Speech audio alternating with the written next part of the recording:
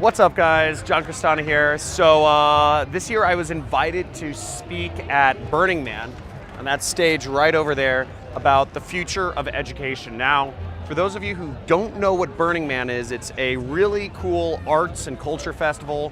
There's lots of cool sculptures, great DJs, weird community events.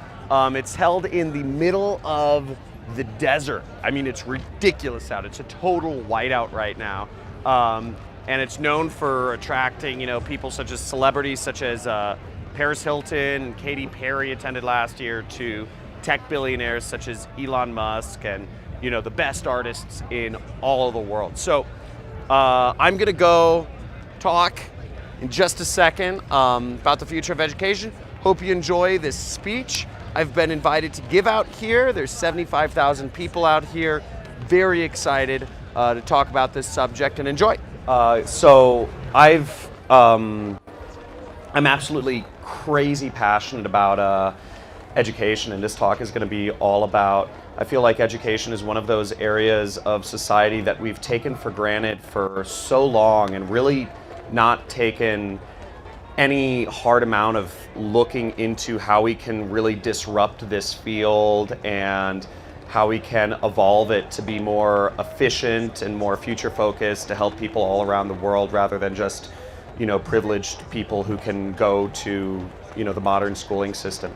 So by trade, I'm a educator. I have thousands of students all around the globe. And I've been doing this for years. What this talk is going to revolve around is I'm going to go over briefly kind of the history as I see it of education, which is really nuts. It's really hard to find like the history of the education system and how it evolved to get to its modern state. So I'll discuss that, and then I'll go into a number of science fiction authors, like The Matrix, where they plug you in and stuff. But I'll go in a couple different ideas of what the future of education may look like, and skill building. So yeah. So first off, I started digging into the history of education because I always like to, like Elon Musk says, he says, let's go back and look at first principles. Let's look at what things were in their original form. And I really love Burning Man because I believe we're really returning to human nature. And that was my intention this year, is getting back to human nature. So I've taken a lot of time to kind of dive into what the past of education looked like. And if you look at the past of education, you see a very, what I call a decentralized, to use a hip term, more decentralized model of education. You have guys like Socrates. I did not name myself, by the way. I got my playa name like 4 years ago. But you got guys like Socrates or Jesus or whatever that are speaking in squares, yelling about, ranting about stuff, and people choose to follow them. You also, on the other side of the coin of education, you have, apprenticeships, people saying, hey, you can, you look like a young, dapper chap, you can build ships. I'll let you work for me for free for 2 years and maybe pay you some money or whatever eventually. So that was around what I call like 0 AD, like 2,000 years ago. And but very informal back then. You zoom up about 1,000 years and you have the creation of the first universities. The first universities were generally, there was one university per kind of language center. So you have Paris, you have Cambridge, you have Bologna in Italy, I think you have Leipzig in Germany, and basically all of the people that spoke a certain sort of language, dialect thing, the rich people would send their kids to this university and they say, hey, here's, $10,000, go to the university. And there was generally a kind of a time period in these universities where the students would go off to Leipzig or Paris or whatever, and there'd be a university center, and essentially teachers would like pitch them. There'd be like, hey, you should learn to read and write, and become a priest. or hey, you should learn how to do weights and measurements and become an accountant or tax whatever, So you have all these different people that are basically these teachers, and people would select a teacher after being pitched for a week or two, sitting in on different classes. So very, very, a little more somewhat self-directed, and somewhat similar to what our system is now. The teachers formed unions, essentially, and that's how the universities came about. And then you zoom forward, but it was only rich kids. It was like really only rich kids at this point that were able to do this.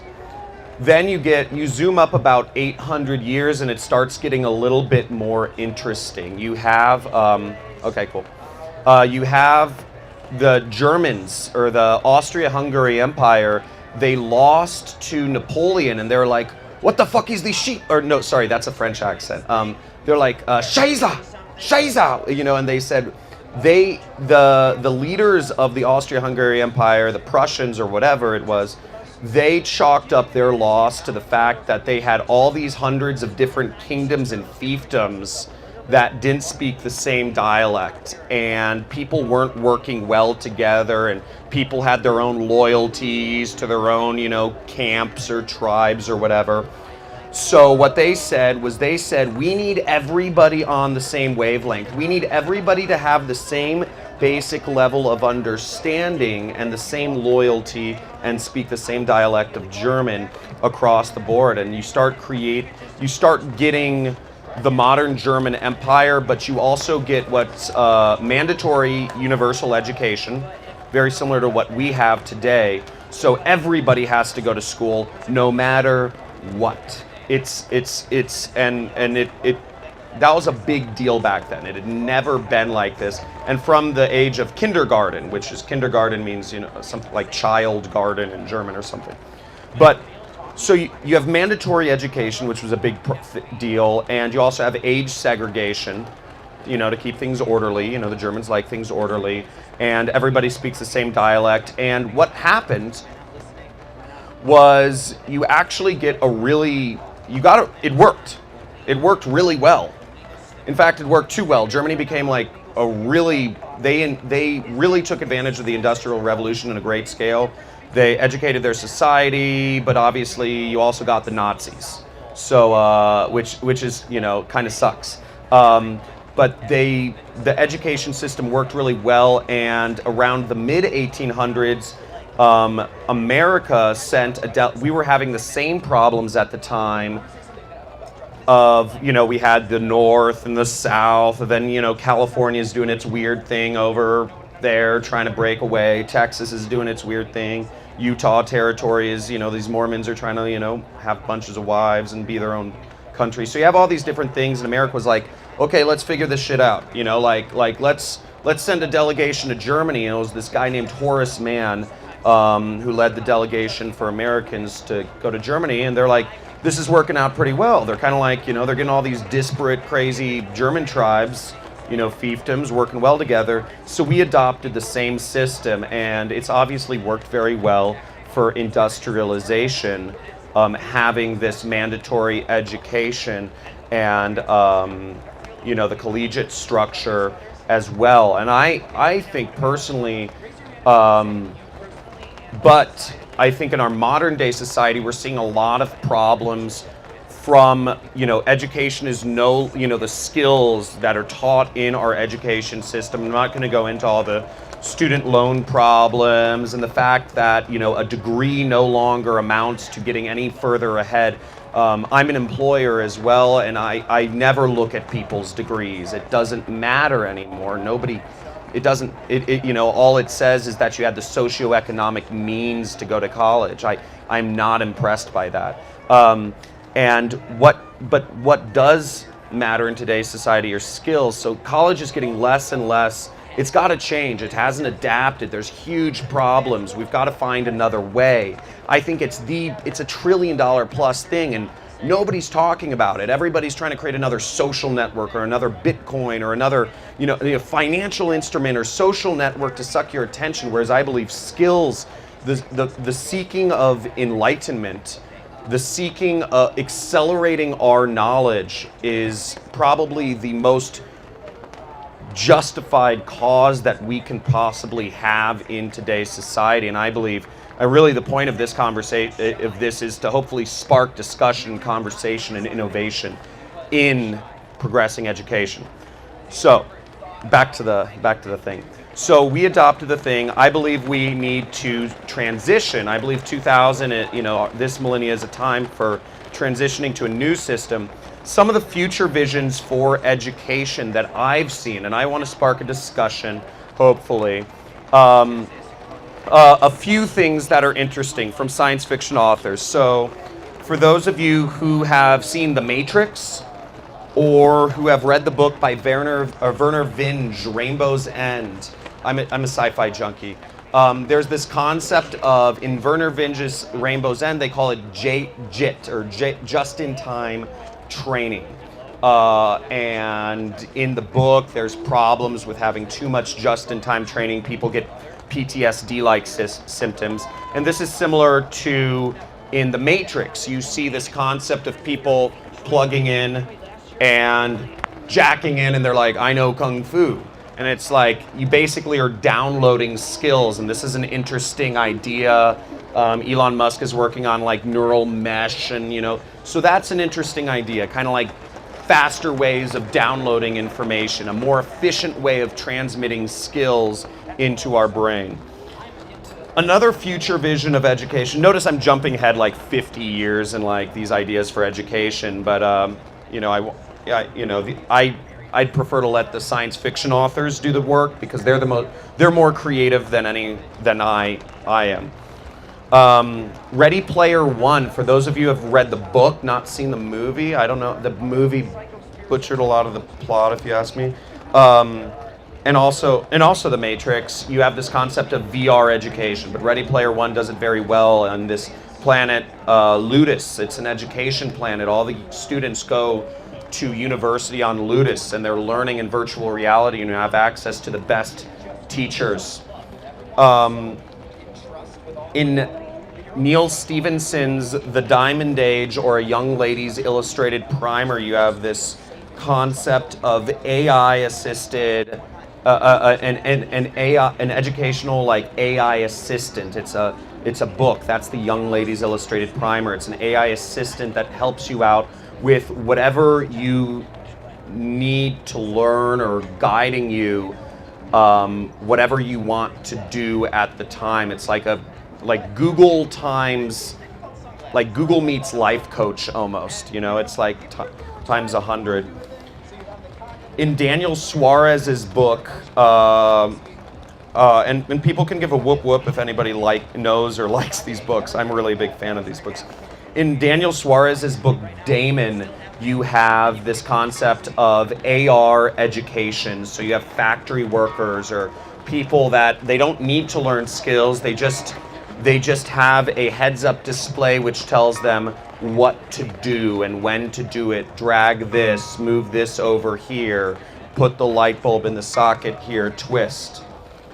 And another interesting concept throughout many of these books is that you also have many more almost like cult-like figures throughout many of these books. You have people choosing where they go to learn rather than having it pushed upon them in some of these utopian or dystopian societies. So you have a lot of different, those are some models of what the future is. I hope you guys enjoyed this talk. I hope you guys, especially this guy right here, gets excited about it. Well, maybe not that guy, but gets excited about education. Sorry, I was making fun of you. If there are any questions, I hope you guys enjoy this talk. Right now, I feel that there is a lot of people that seeing that there's a huge problem in education, but I feel like the whole branding of education is somewhat now not creating. It's like it's very much like if you tell a child, oh, here's a beautiful tool, and then you brand it as educational. Now the child will look at it and be like, oh, I should only do this in an education setting. So I'm trying to see what is the best approach to sort of enter the education market. What do you see? Not market, educational field. What do you see as the most lacking part of education right now that people should target, people should kind of create solutions for?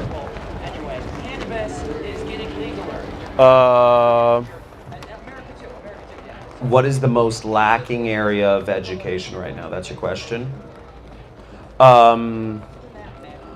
I That's a good question. Well, I'll speak from personal experience, and kind of what I do is I'm a YouTuber, and I think YouTube is one of the most untapped places for education, period. So many people are going to get their education from YouTube now in short form videos that are 5 to 15 minutes, and and for a lot of software programs or technical skills, or let's say you want to program, different like chatbots or AI things, there's so much opportunity there. And I know so many people getting into that field who are, also YouTubers. I think that's, and that's my business. I think that is a huge opportunity area, and it's where people are naturally going. So, and it's easy to get into. I don't know. That's my take. Do you think that education institutions will start to employ people that they've educated? Are you talking about that? But they do. I mean, most professors generally start out. Yeah. I mean, like, for example, there's lots of coding machines, but they never employ the coders. They replace the coders. Theoretically, they could employ them.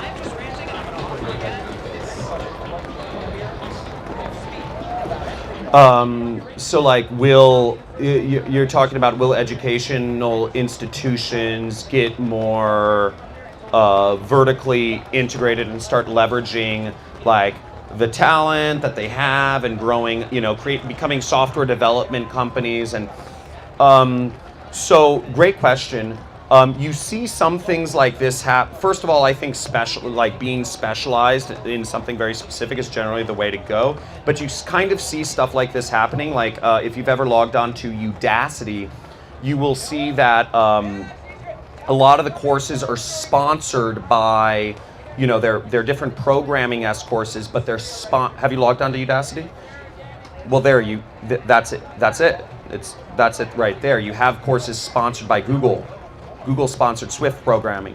You have, Adobe, you have NVIDIA sponsors, machine learning programs. So they're training, they're working with a partner to train people, which they are directly trying to hire. It's a direct, they're using these companies as feeder tools. I personally believe, this is sort of offshoot, but I don't think the change is coming from the university, the government system. I think it's just very slow to move. I mean, they're still giving kids textbooks, which seems kind of ridiculous.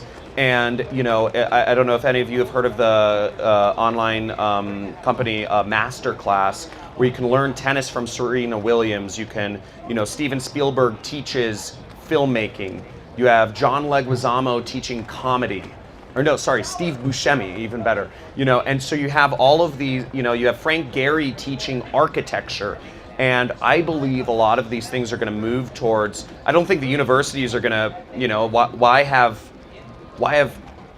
10, 20,000 film teachers when you can go through a course that's 80% led by Steven Spielberg and 20% personal attention from TAs that are trained by Steven Spielberg or whatever. I believe we're moving more towards a model of people are going to be choosing to work with highly successful people in their given fields, first and foremost, and I think it's coming from outside the education system. So I think Udacity is really smart in this field. Does that answer your question? Okay, cool. That's the time we have. Okay. For today, so thank you very much. Thank you. Thank you, guys. Oh, thank you. Yeah. Thank you.